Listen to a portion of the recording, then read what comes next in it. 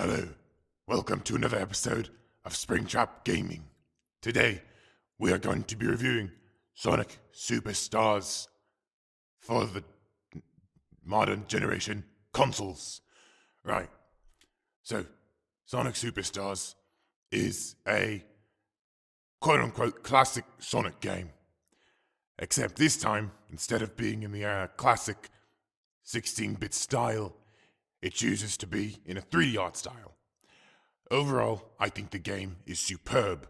I think the game encapsulates classic Sonic to a T as far as gameplay goes, with a couple extra added benefits, such as a entirely different mode, unique mode, multiplayer that actually works, and a playable Amy Rose.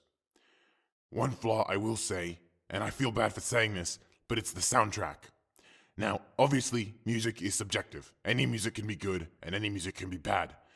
But the music all feels completely different, and every single track feels like it belongs in another game, which could work if, certain things, but it did not really work here.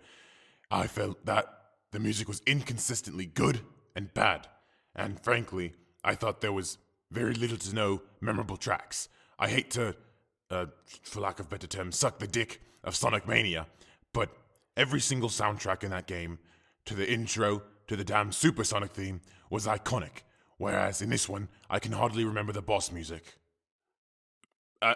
It's good, it sounds good, but I think they rely too heavily on the Sega Genesis sound fonts, which, frankly, is a little hypocritical of them, because they claim that the pixel art style couldn't hold up today, and yet the Sega Genesis soundbites could.